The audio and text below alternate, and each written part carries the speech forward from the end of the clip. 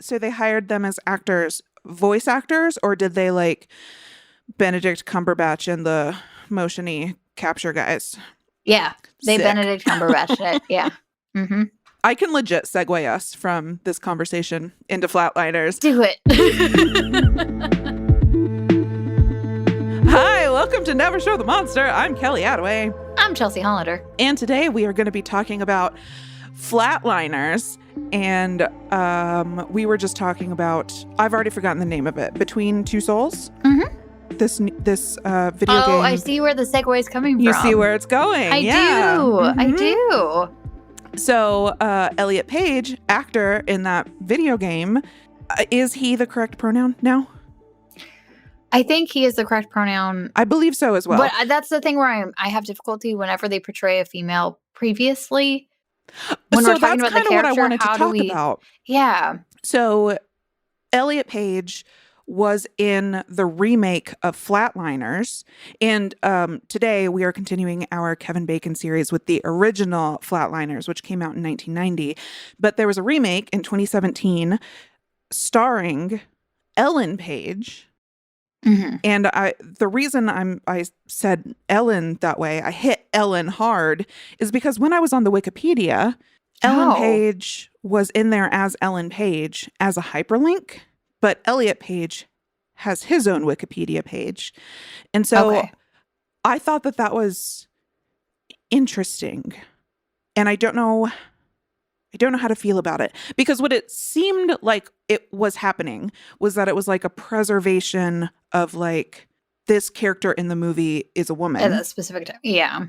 And so I don't know. That's difficult because it is very, from what I understand, it's very triggering and difficult for people to continue to see their dead names. Yeah. So I wonder if that is also difficult. That's got to be so hard for people that are in the actors public eye like that. Yeah, and have and do that transition to have that giant chunk of their lives being so public and being so referenced all the time.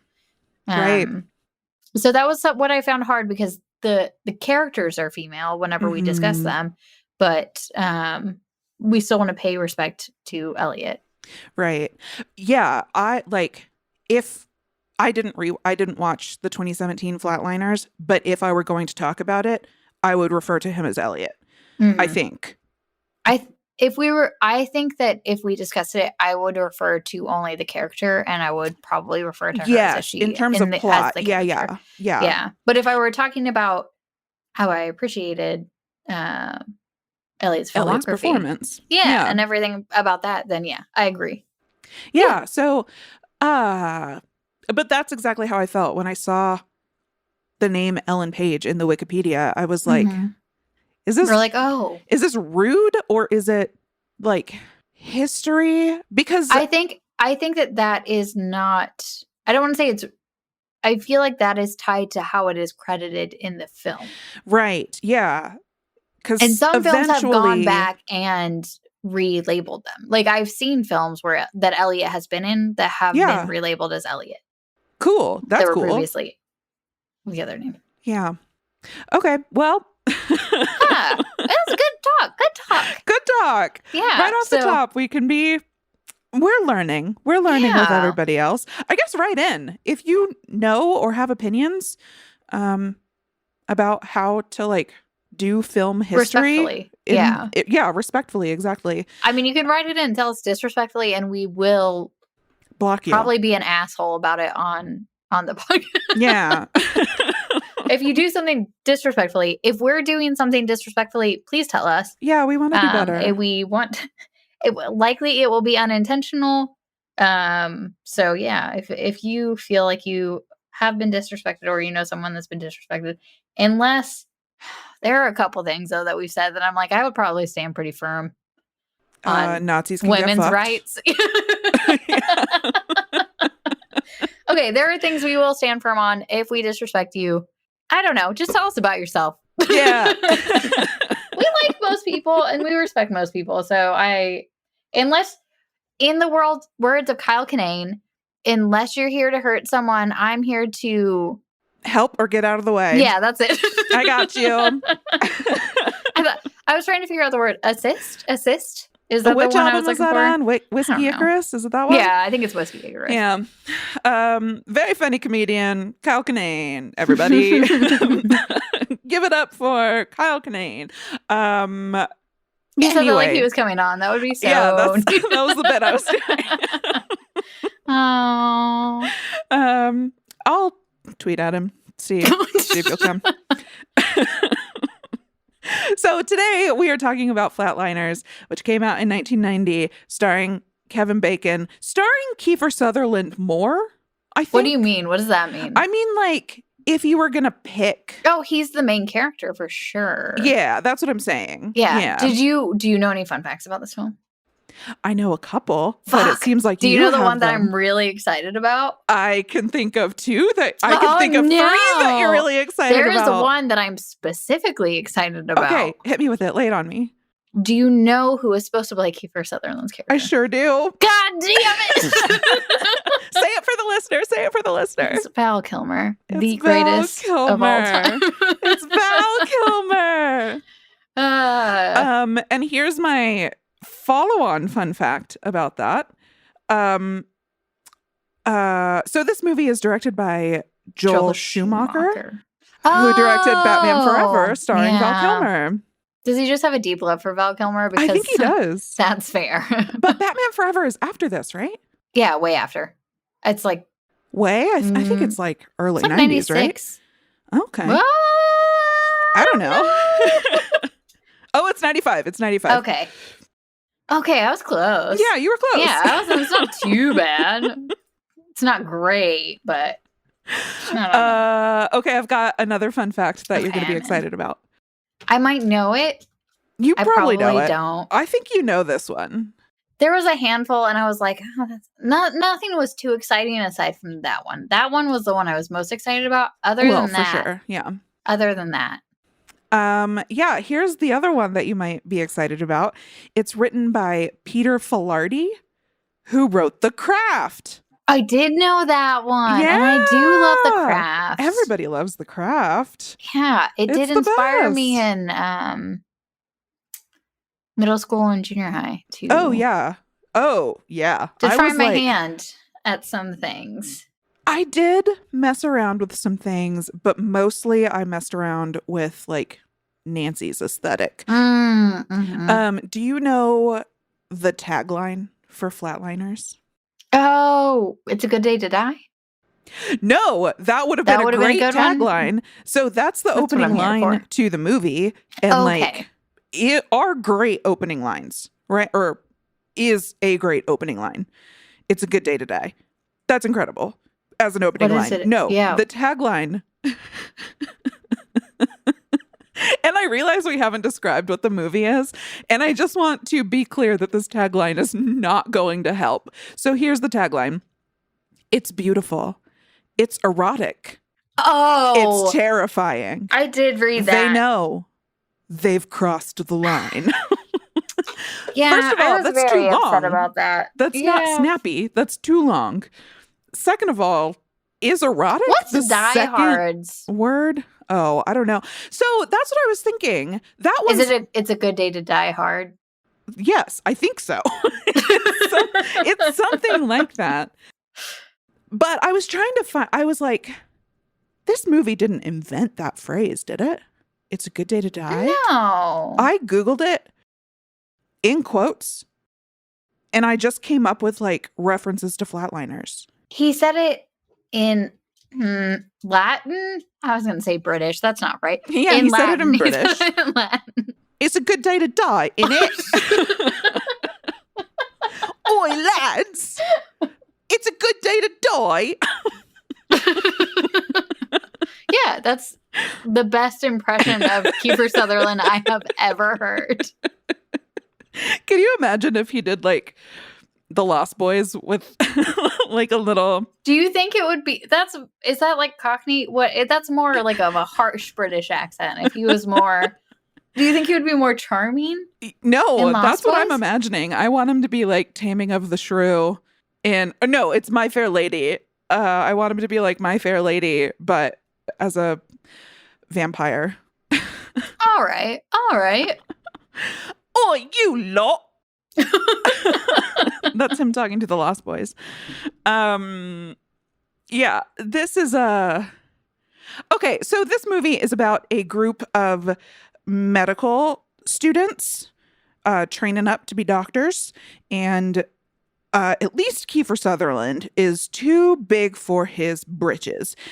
And he gets it into his head that he wants to experience a near-death experience, or I guess a death experience. Death experience. A full-on death experience. A post-death experience? A post-death experience. And so he coerces his pals into promising to revive him. He wants to die for a minute and then be brought back so that he can experience what's on the other side. And all 5 of these students, show up. They reluctantly show up. They do show up. The only one who's like into it is the Baldwin, which he would be the person I would assume would be into it anyway. Fuck that guy. All right, is there any Baldwin that's like, that's a good Baldwin? Should I Google who's the good Baldwin? Yeah, what do you think would come out? So they're going to say Alec, and they're going to be wrong. I will say that the Baldwins are handsome. Like, I remember before we hated Alec Baldwin on a Beetlejuice rewatch, like when I was a grown up, or at least grown up enough to like be attracted to Alec Baldwin. That's fair. Yeah. Sure is handsome. Oh, did you find there is a good Baldwin. There's a great Baldwin. Who is it? Adam Baldwin from Firefly. He plays Jane. Oh, he's one of the Baldwins? I guess so. Huh. That can't be right. Is that right? Because he's like... That can't be right. Does he just have the same last name? I went to an IMDb list of ranking the Baldwins. And I agree with their list. With the last name of Baldwin. He had okay, it says relative Stephen Baldwin, not related. Okay. I've been tricked. I've been duped. Sorry, guys. Well, then the best Baldwin is from a different lineage. That tracks. Yeah. This one's William Baldwin. Who's William Baldwin? The one that we watched in this. Oh, do you want more information? Oh, because this I don't one is really William Baldwin. Have a lot. Yeah, I don't know him well. We all know Alec. I just have him in my notes as Baldwin. Who's the great one? Biodome? Sorry. Oh. Is that Steven? Because who doesn't love Biodome? Okay, Kelly doesn't love Biodome. From Sorry. I was Googling. I love Biodome. Every time my back hurts, I think of that scene where Pauly Shore is like, my sciatica. This is actually turning into a Pauly Shore appreciation podcast. Which, I don't know, that could go back and forth. I have a lot more opinions about Pauly Shore than I think a normal person should have. I think I just have the one. Great, love him. Yeah, I guess I didn't know William Baldwin in a lot of stuff. He's been in a ton of things. What's his, like, known for? Backdraft. Okay, not known by me. Same. Well, he fucking sucks in this movie. Oh, yeah. Wait. As an actor, like, he doesn't portray the creepy guy very well. He crushes that. I mean, his character sucks. And wait, why do we hate William Baldwin? You said all the Baldwins are bad. I don't know what this guy has done. Is it the same stuff? It might just be because of this character. Yeah, no. Okay. He did play a similar character in another movie. They did the same thing. I did see a fun fact about that. Yeah. Silver. So then that made me. But when I read it first, I thought it said he did the same thing and realized that his character did. And I was like, I am just reading stuff really bad today.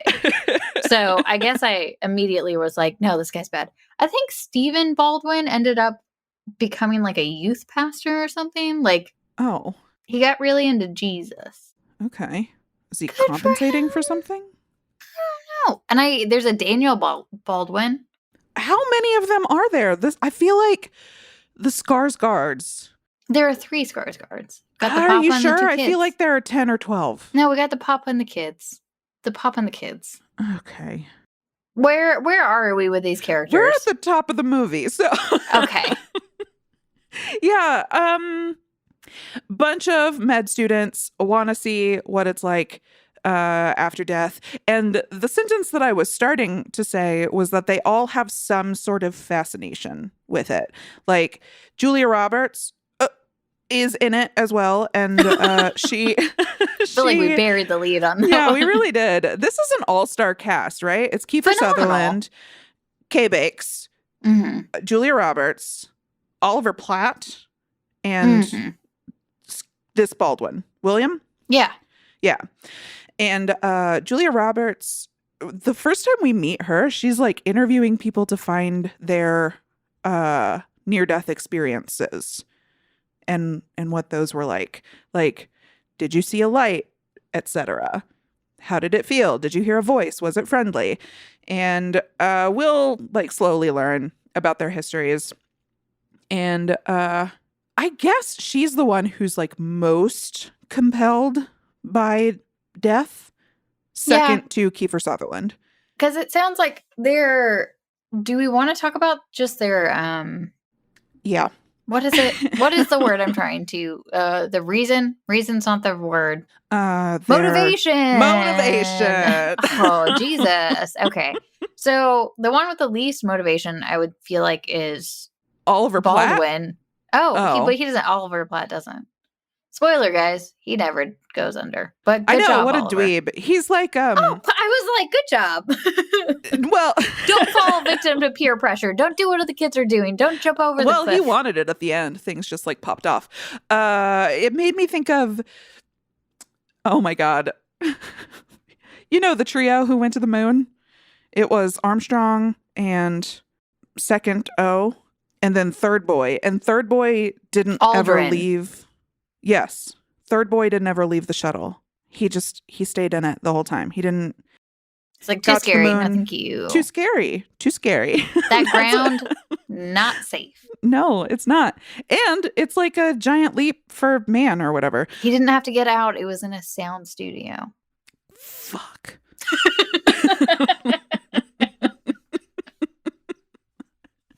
Anyway, that's who Oliver Platt's character reminded me of. So their motivations, I don't know. Do we just want to get into it? So the 4 of the 5 of them do end up going under, flatlining. They end up flatlining and experiencing something. But I think only 3 of them have motivations. I think the Baldwin does not have a motivation. No, he was more in like a nothing to lose. Do it. Yeah. Type situation. Yeah, he got like, I think his was just sexism. I think his reason was sexism. Because he didn't want the girl to go? Yeah. That's fair. Yes. So Kiefer goes, and then Julia is like, I want to go next. And when she makes that claim, he's like, no, me. And then they start like bargaining, like one-upping each other, adding seconds to the time that they are willing to be dead. Guys, don't do that. Yeah, that's not good. Not you good. Guys. You guys. But yeah, Kiefer goes first. His is just to get a 60 Minutes interview is what they keep pointing back to. Oh, yeah. They're like making famous? fun of him because it seems, because like, why would you be doing this unless you're chasing fame, right? Yeah. He's chasing something other than that, but yeah, that's an easy thing to make fun of him for. He thinks it's the last place that hasn't been explored. Frontier. Yeah. But a lot of space hasn't, and a lot of the ocean hasn't. You know what's interesting? I did read a quote by Schumacher, the director, who said essentially the same thing. But in terms of movies, he was like, we've done the West, we've done the ocean, we've done space. You know what we haven't done? Ourselves. That's kind of fair. I don't know that that's true, but yeah. I think I also saw that the same year Ghost came out and Jacob's Ladder. Jacob's Ladder, yeah. Which I can see why you would lump Jacob's Ladder with this. Ghost feels different, right? I mean, you're dead, I guess. It's an afterlife. Isn't that like fun and funny? No, it's like dramatic. Oh. Right? I don't know. We're not going to watch Ghost. I've never seen it. Yeah. I think I have. No, I know that Patrick Swayze can't say I love you to Demi Moore. He just says ditto. That's what I know. Rude. And I know that Whoopi Goldberg says like, so Whoopi's the comedic relief. There's a ghost. Yeah, she's the comedic relief, but all in all, it's like a beautiful. But isn't there like Okay. Yeah. Okay. A scene where they make love with a spinner, Do they make love? pot spinner. Yeah, I think they kind of do. Oh, I knew that they like made pottery together. Yeah. Pottery You're love, the telling me that same was a sex thing. scene? I think so, but you Huh. only see the first part on TV.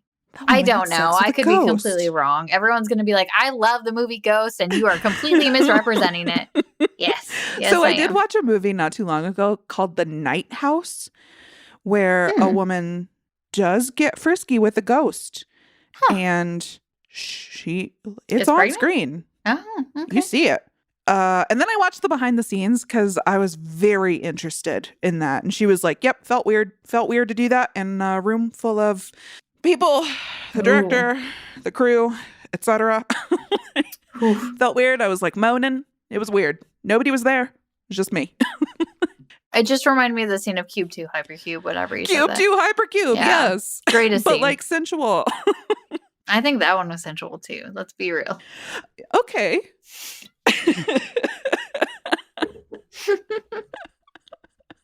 Oh man, has anybody uploaded the DVD extras of Cube 2 Hypercube? Y'all, It's do the you only thing have that matters. a Cube 2 Hypercube I'll rent DVD it. extras? Thank you. I'll rent it. Thank you. And then we can put it on the TikTok. Oh And my God, then- it's the best part of any It's movie the ever made of all best. time. And not even the part of the actual movie. It's just the No, part no. in the In the extras. extra. Yeah. Okay, I'll get that. That's what I'll do this weekend. That's my main goal. I might have to cut that part out because we're not describing what happens in that at all. Mm-mm. And I don't want to. I want to surprise That's our fair. listeners. That's fair. Yeah, one day we should do Cube. Yeah, we should for sure do the cubes. Yeah. That's right. All 3 of them. Is there now a 4th? I don't know. I haven't checked in on the cubes in a while. What if they made like 6 more and we haven't caught up? Do you know what else came out in 1990? It wasn't just Ghost and Jacob's Ladder. Gremlins 2. I believe it. Pretty Woman. Oh, I did know that. Great year for Yeah. Julia. Look Great at her year. go. Look at her go. She looked great in this movie too. She really did. Yeah. Okay. Yeah, we got to get through their motivations. Okay, so Kiefer Sutherland, it's not that he wants to go on 60 Minutes. He wants to be dead for 60 seconds to play God. I think just to play God. Well, that's fair. But it's certainly tied to an experience he had when he was a little kid where he was a shithead bully and was bullying a little kid called Billy something. And he's dressed like Mulvaney? the kid from E.T., little red hoodie. Oh, he is. Yeah. Yeah. And while Kiefer was, I'm going to call him Keef. Is that okay? Oh, that's fine. You're best friends. Thanks. while Keef and his little gang of hoodlums were bullying him, he like climbed up into a tree to get away, and Kiefer and his friends were throwing rocks at him, and he fell and died. And now Kiefer Sutherland is like racked with guilt, and that's why he wants to experience death. He wants to like find out what happened to this little kid that he killed when he also was a kid. And so that sucks. This movie is like pretty like atmospheric, and for the most part it's fun, but then some of these their backstories are bummers, right? Like Keith killed a kid. K-Bakes was super racist as a kid. I don't think he was racist. He was. Oh. Yeah. They made mention of some slurs and how like the black kids in their school were like treated poorly. He was with a group of black kids making fun of her. Okay, that doesn't match up with the dialogue. I was doing a puzzle while I watched this movie, so Okay. I didn't see the people he was with. But yeah, I don't know then, because they say words that indicate that it was racist. So I don't know. But that is like, so he does his flatlining flashes back to that, which is why Chelsea saw the kids and why I heard dialogue while I was doing a puzzle. And then he like figures out the key to all this and goes and like makes amends with the girl he was bullying. And It's a very sweet scene. it's very sweet, but I also, well, now I don't know. It felt very much like white saviorism to me, and I was like, "Oh, are we doing a good thing?" But now that you're saying that he was hanging out with other black kids, I don't know. I guess I misinterpreted that. I don't know why they mentioned the slurs then. Whatever. I don't know. I just felt like there was a scene when he's apologizing and he like leaves her house and she like calls him back and he turns around and she says, "Thank you." And I was like, why did we need a white man to like make her feel better? Like, I mean, why? well, I feel like it's like if you have a childhood bully and they come tell you they're sorry. Yeah, I don't know. I don't like that. I don't like that you're letting some kid from your past like hold that over you. I don't feel like your well-being should be tied to some shithead feeling bad or not feeling bad. I mean, that's fair. And I think she did process it and she felt okay about things. And she tried to like explain that. She's like, "It's fine. We were kids. Everything's fine." And he was like, "I'm still not okay with the things that I said." Yeah, I interpreted that differently too. Her like, "It's fine. I don't even think about it," felt like, to me, it felt like just something she was saying to him to get him out of the house and not necessarily truth. This is not the point of the movie. This is like a small scene in the film. But I do think it's an important scene because it's the only one where they do get atonement aside from like to an actual person outside of themselves, because everything else but the point is like the reason he goes and does this is because every time anybody flatlines and comes back, the characters from their childhood start attacking them in real life. But it does seem to be like they are hallucinations, just incredibly vivid hallucinations. Let's get through their motivations and then let's dig into that, because I think that is the most interesting part of the movie. Okay, so Kevin Bacon was a bully. And then Julia Roberts is just a really sweet person with a bad thing. She was just really sweet. Yeah. Her dad was a Vietnam vet and came back from the war not so hot, which was pretty common. And he ends up taking his own life, and she has like internalized that and feels a lot of guilt about it. But her like real motivation is that she wants to know that when you die, things are okay and good. She's like very compelled by the idea of, oh, he's gone to a better place. And she wants like proof of that. And we should mention that these kids are like studying at a Catholic medical school. And so. Oh, I didn't know it was Catholic. Yeah. I mean, there were like nuns and a lot of people wearing crosses around their necks and a lot of like Jesus frescoes. And when it first started, and we see like the people working on like the religious wall art, the religious frescoes. Yeah. I immediately started thinking about that Jesus fresco from like 10 years ago. That woman who tried to like revamp it. Oh, yeah. Do you remember the Jesus fresco? Oh, God.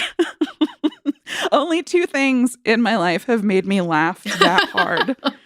Only 2 things. 1, the Jesus fresco. 2, Smooth Yoda. Oh my God. Smooth Yoda fucking killed me the first time I saw it.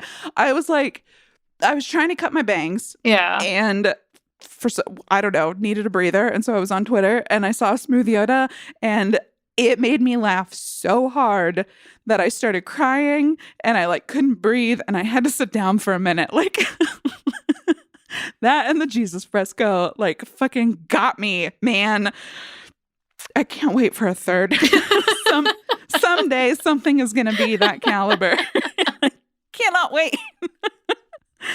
Yeah. And then there's Baldwin, Mhm. And he is just a scumbag. So he films himself having sex with women without their knowledge. And on top of that, he's cheating on his fiance. Yeah. So, like, just no good. Just no good. Yeah. And I really, really liked that the thing that tormented him after he flatlines, the thing that's torturing him is just like visions of these women as he's like trying to live his life, and they're all saying the like lines that he would have used on them. Mhm. Like, oh, are you a model? Oh, don't you remember me? Oh, can I walk you home? I love you. I've never felt this way. Yeah. Like, fuck you, Baldwin. But I was like, his isn't very scary. I was like, I'm not really afraid of anything. Like, it's uncomfortable, but it's like, well, It's uncomfortable. not very meh. I think that he's afraid of women in power. Yeah, that's not. And that's why he incorrect. didn't want Julia Roberts to go under before him. He had to remain the powerful one. He had That's a to good get point. there first. I don't know. Yeah, he sucked. And also he had the weirdest like experience while under, I thought. Right? Because like, so when Kiefer Sutherland goes under, when he flatlines, he sees like a field of daisies and his dog running around and he's like playing with his friends until he flashes back to him killing that kid. And then and then Julia Roberts, when she flatlines, hers is just a bummer from the get-go. Yeah, Like hers is she's just remembering memories. like just real life memories of her dad after the war. And then Kevin Bacon is like mountain climbing. Nope, just flying through the mountains. Just flying through the mountains. Yeah, Yeah. just flying. Just flying. And we know he's a climber because at the top of the movie, he Yeah, that was so is just like silly. just like a maverick at the school. I was just like, what is he I know. doing? He like rappels down the side. So he gets like put on probation or whatever, like a couple months from the school. And Kiefer Sutherland is going to his dorm? Question mark to convince him to help him flatline, and Kevin Bacon is just rappelling down the side. It's like he Romeo the and building. Juliet's it. Like he's like Yeah. my fair maiden. Yeah. And he lets down his whole body. He just pops on down, and I was like, what is happening? But Kevin What Bacon, is going on? I was gonna say I can't remember the name of his character, but his motivation was he's an atheist. So he was like, there's nothing there. So I'm basically going to disprove it. But what he says, like he has a line where he's walking and talking with Julia Roberts. And I'm sorry, I do not remember any of these characters' names. So I will only refer to them by their actor. As they're walking. Oh, I think K-Bakes was David, but his last name was like libretto. That's not what it was. That's just the closest word I can remember. That works. Anyway, yeah, he is walking with Julia Roberts. Yes, and Julia Roberts, he's like, I don't know. I think it's some kind of chemical that just goes off in your brain that creates these kind of visions. And she's like, that seems very unlikely. And I was like, that's exactly what fucking happens. That's exactly what it is. I was like, That's thank been you. I meant to scientifically look that proven. up. I think before the 90s. Yeah, I was like, when did we uncover J-Robs. that? Because it's like DMT, right? Yeah, Like, I was like, I think we are aware of this. we know this. He's right. Yeah, so Kevin Bacon's, as per usual, is the only sound one in this group. Yep. Yeah. So, yeah, he flies through the mountains.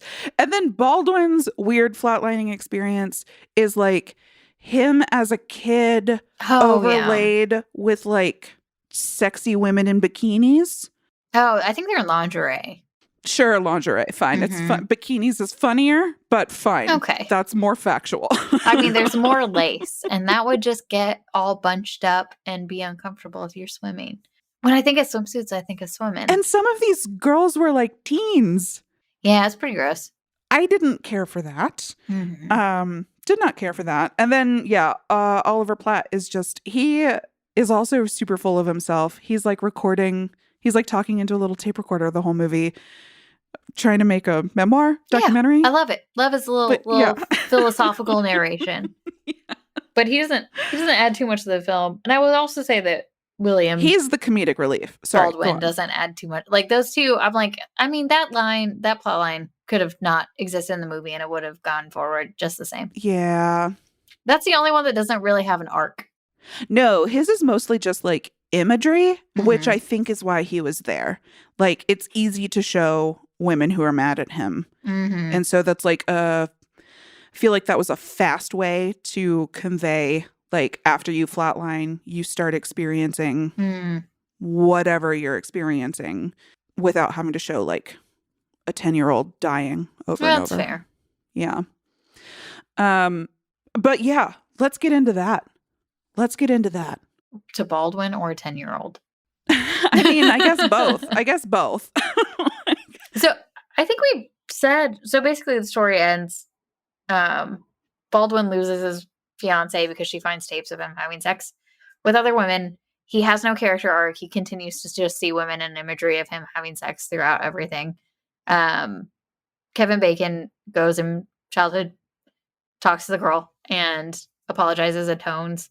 And then Julia Roberts, after talking to Kevin Bacon, he's like, I figured it out. You just have to lean in, basically. She did a little more than talking with Kevin Bacon. Yeah. I mean, always good for her. Good for both of them. Honestly, like, she is way out of his league. That's completely accurate, especially in this movie. And then she ends up resolving things. She finds out her father actually was addicted to heroin. Yeah. Then they have a loving embrace, and then he floats away as the room changes into a normal room. Well, color is huge in this movie. Like, color and lighting. It made me think it was beautiful. It's beautiful. And also, like, super sets the tone. And sometimes you don't realize, or at least I didn't realize it. Sometimes I didn't realize it, like, until the color changed. And it, like, released a level of stress in me. Sometimes the lighting was, like, so claustrophobic that I was, like, experiencing tension.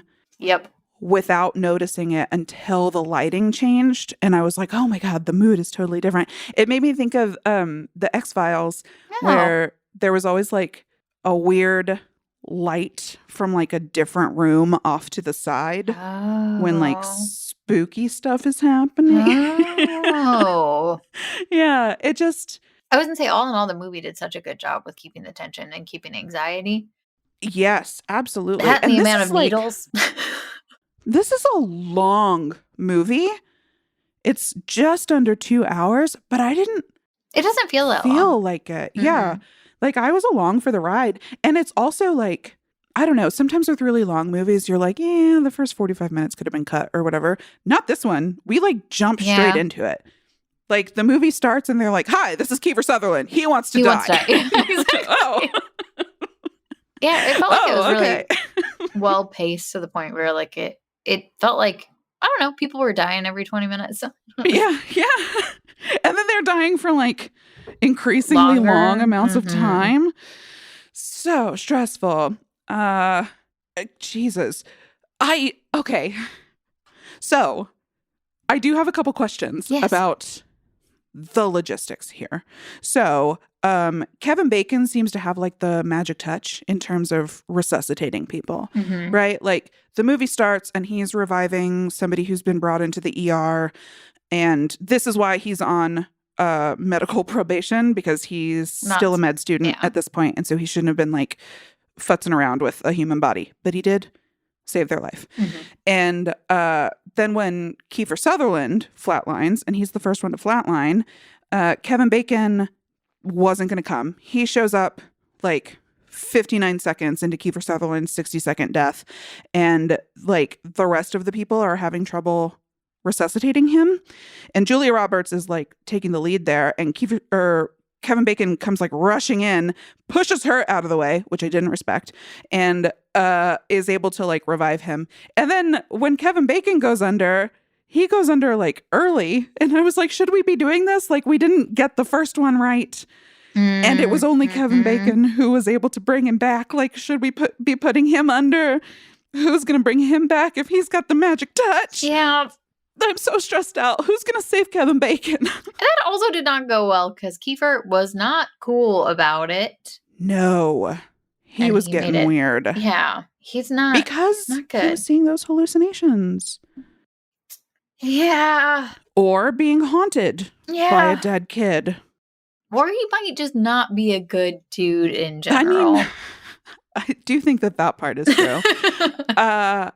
Okay, so hallucinations are not hallucinations. I think that they are hallucinations. I think they're just hallucinations. Like it unlocks a part of your brain that is the most repressed guilt. I don't even know if it's repressed guilt, right? Because Kiefer I think it was guilty about prior. It. Definitely not for Julia Roberts. She didn't see her father was doing heroin. But why would her dad doing heroin make her, a 7-year-old, feel guilty? As a child, part of that memory was blocked out. And a part of it was the upsetting memory is what I took from her reliving the scenario. I mean, I agree with that, but she remembered the upsetting part. Well, that's not true. They're both upsetting parts. It's all upsetting parts. Yeah. But uncovering the part that she had repressed, her dad being addicted to heroin, is what released her from the guilt. Yeah. But you started with it uncovers your most repressed guilt. Yeah. Yeah. I assume Kevin Bacon wasn't. I don't think that Kiefer was constantly thinking about the kid. I think he was. I think that's why he was obsessed with flatlining in the first place. So I think that that's where we have a difference of opinion, because I thought it was just for exploration. And then I feel like it unlocked something in him that he didn't expect to unlock, and it was about that kid. Interesting. Maybe. Yeah, because then Kevin Bacon, he had no association or thinking about a kid that he bullied when he was younger. And then that came up. And then something that William Baldwin doesn't seem to feel like he feels guilty about. But you kind of get a glimpse of it when he calls his fiance, that he might feel some form of guilt because he does actually love his fiance. Because he calls her before he flatlines. Mm-hmm. And that's what calls her to the university where she finds the tape. Yeah. Or I guess it's a university where she finds the tapes. Yeah. I don't know. I do feel like Baldwin felt guilty. When he flatlined, he didn't suddenly discover that he was being a scumbag. But I mean, that was the part that these are things that people had tried to push away. I know Julia Roberts didn't necessarily push hers away, but it seems like the other ones did push it away as something that they wouldn't have to deal with. It just seemed like a very extreme therapy session. I agree with those 2 points, that it did feel like extreme therapy and that some of them were trying to push it away. Yeah. I agree. I just, I guess it was the repressed part that I had trouble with, because I think that they were aware. Yeah, I think that they knew they exist, but I think that they pushed them away as something that they weren't consciously thinking of. Even the part with Julia Roberts, she wanted to make sure her dad was okay, and that was her obsession. But the fact that she felt guilty about it might not have been the big part to her when she went under. I guess I'm confused why she felt guilty. Can you help me with that? Whenever she went up to the room, and she said she felt guilty because her father yelled, and then he ran out the door, and that's when he did it. And that's okay. So she thought she was the cause of it because of that. Because she walked in on him and she didn't know what it was. She could have gotten to the root with that one, with actual therapy. Yeah. She didn't need to die for that one. Yeah. Boy. So, but the reason that hallucination or not is called into question, at least in my mind, is because Kiefer Sutherland is getting his ass kicked. But he's kicking his own ass. I know he's kicking his own ass, but what the fuck? Well, at first I thought it was real until the scene with Kevin Bacon. Yeah, and he was like, "You're doing this to yourself," and I was like, "Yeah, oh shit, okay." So he's been doing this to himself the entire time. Boy, yeah, he's taking a hammer to his face when Kevin Bacon finds him. Yeah, and yeah, every time we see him after he flatlines, he's more injured than in the last scene. Yeah. He's like, it's fine. I got beat up by a bunch of really big guys. Yeah. By a 10-year-old. A very strong 10-year-old. And then I was like, I would have liked to see the scene without the 10-year-old and him just punching himself really hard. See, you want the Cube 2 Hypercube behind the scenes. Yeah, for sure. That's the only way this movie could be more perfect. No movie can be hurt by a cube 2 hypercube behind the scenes. Yeah, it would be perfect. Okay, so there is a part in this movie. I have a question, and I should have looked it up. Is this before or after Footloose? After. Bow and now. Okay. Okay, I thought that it must be after because there's a scene where gosh, who has gone under? It must be Julia Roberts because Kevin Bacon storms in and oh no, or is it Kiefer? No, this is at the end of the movie when Kiefer has gone under again and Kevin Bacon shows up and like we're there. We know that it's been like 10 minutes and this is very stressful. That's way too long to have been dead. Yep. And Kevin Bacon comes in so mad, tries to revive him. It's unsuccessful. People are like, quit, Kevin Bacon. You can't, like, let it go, man. Let him go. And so Kevin Bacon, like, turns a corner and, like, pushes, like, a curtain out of the way. And he is doing body motions. And I was like, oh, we're suddenly in a musical.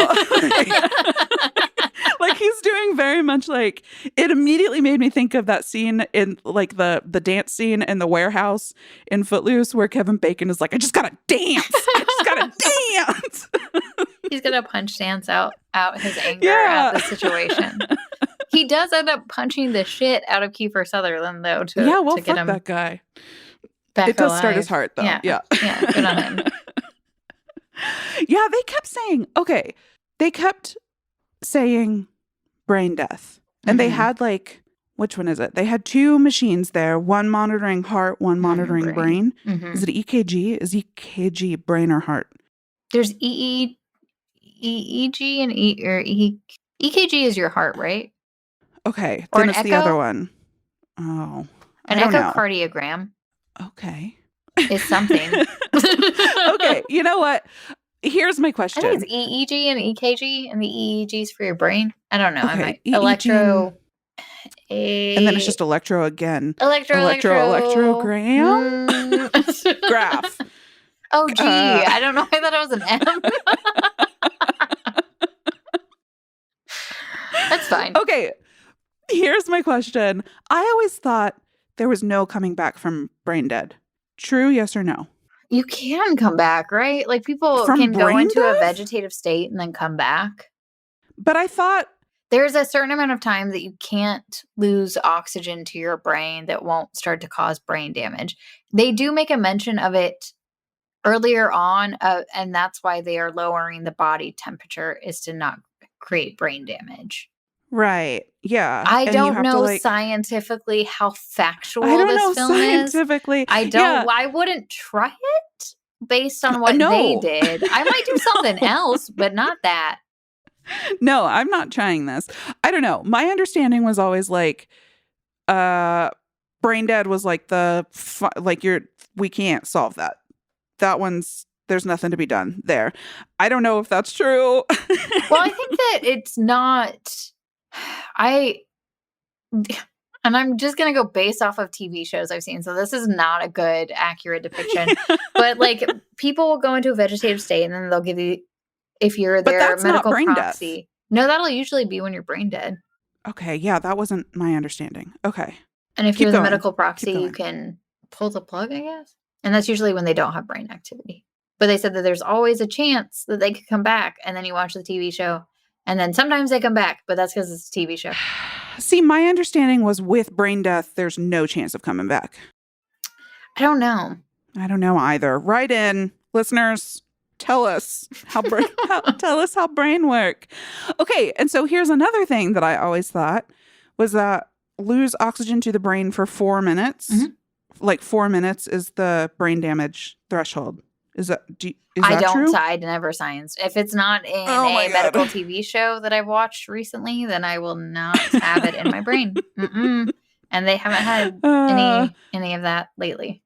I don't know how brains work. I feel like but that's a decent amount of time. They may have even mentioned the amount of time that is like the risky So amount they of time. definitely, in this movie, they were like 4 minutes is the, like, Bad time. that's the hard cutoff, which is why, like, when they're like one-upping each other, when they first get to 4 minutes, people are like, like, stop trying to one-up each other with like more seconds past 4. And so then I was like, wait, did I learn this from Flatliners? Maybe. The Like, amount of have I facts been- that I know from a movie I watched as a child is too high. And then I will always say it so confidently. Yeah, I was like, oh no, I've like, What's that monument in Italy called? Ah, yes, the Leaning Tower of Pisa. where did you learn that? Is that Doug? No, that's a Goofy movie. Oh, okay. I think that character is played by Pauly Shore. You're welcome, everybody. If it's not, I'm sorry. I have a question for you. Mm-hmm.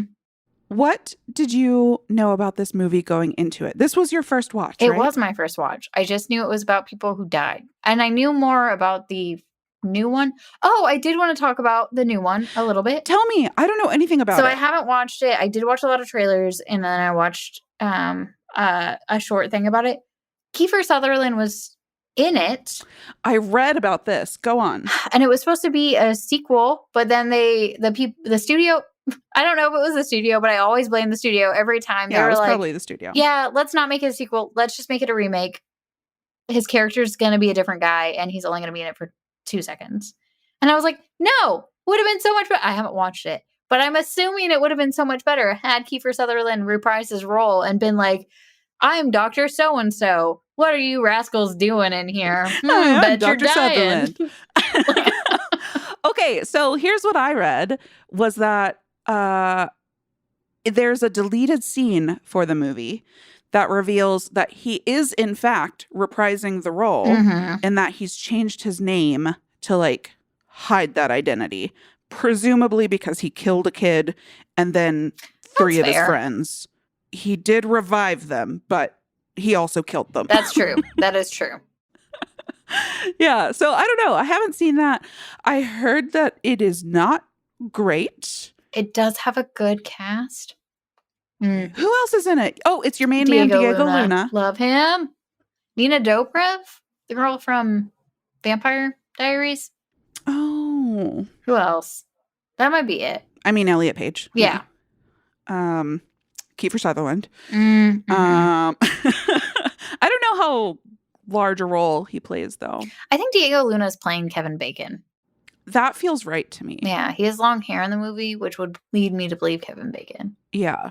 Yeah, Kevin Bacon was like the maverick cool one in this movie. And I saw in one of the trailers him say, "Get out of my way," so he could do chest compressions, which oh yeah, feels he's like good. that's on brand. Yeah. Yeah. Those are some big shoes to fill for everybody. Jesus, this is an all-star cast. Yeah. Wait, okay, so you went into this movie just knowing that it was about people who died? Yep. That's it. You didn't know. Well, I knew that they did it on purpose. Yes. I But didn't did you know anything else. that they have like hallucinations? Nope. Nothing. No, I had no idea Okay. what to expect from it. And when it got going, how did you feel? I really enjoyed it. It like, and I really want to say huge applause to the art direction and the set designers and just the direction of Joel Schumacher Mhm. in general, because it was such a beautiful film, and like I feel like it Yes. stood up to like now. Oh, totally agreed. And I was like, oh, everyone's foxy, and I don't feel like it's, I mean, like, aside from a couple electric things, I didn't feel like it was that dated. No, yeah, so much of the like spooky stuff, I mean, like we talked about, was like lighting, Yeah. which that doesn't age, right? Like, And clothes always come back in style. oh yeah, I didn't even think about their outfits except that Kiefer Sutherland was wearing like pleated pants. Ryan did keep commenting on everyone's fit. Oh, they're OOTDs in a good way or a bad way? Oh, in a good way. Yeah, There's a lot of they long look trench great. coats, some black turtlenecks. Man, yeah. Yeah, everyone dressed really well. Maybe that should be my new.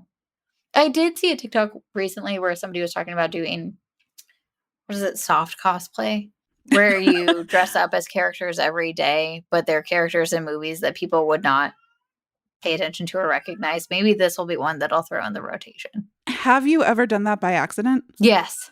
Yeah, same. What was yours?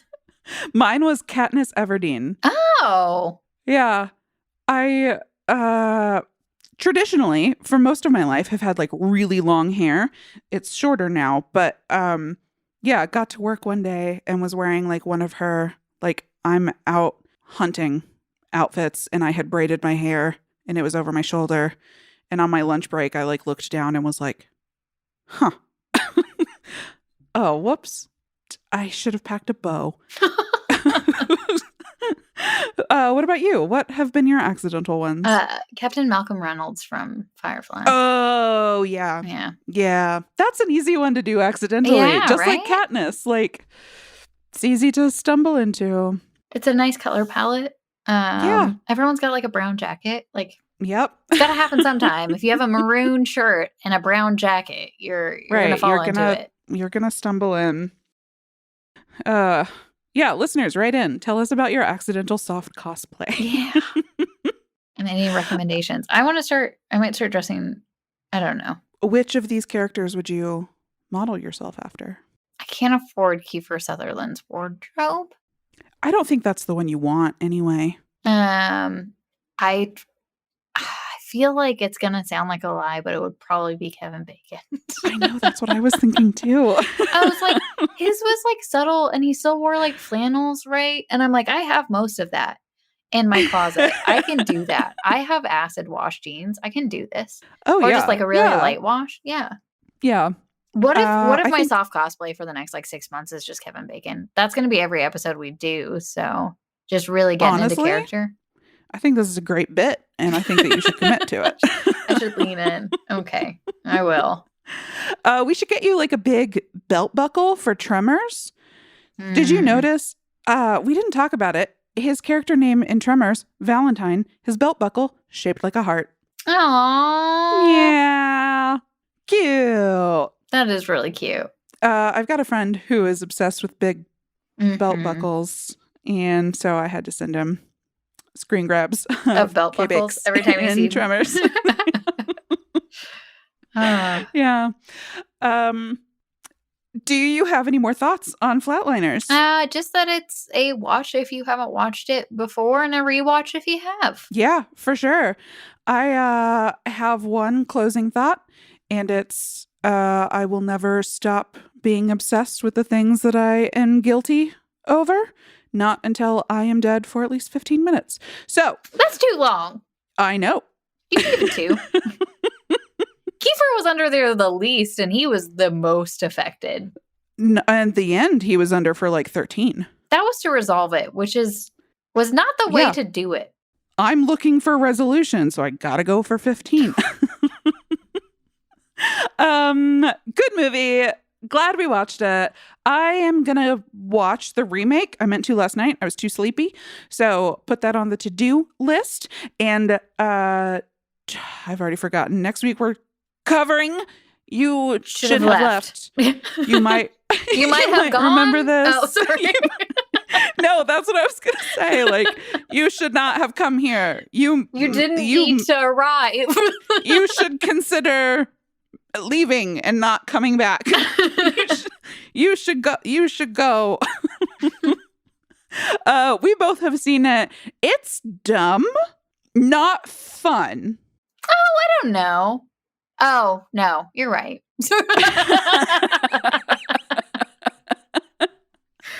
Starring Kevin Bacon and Amanda Seyfried in that age difference I'm not comfortable with. We'll talk about it next week.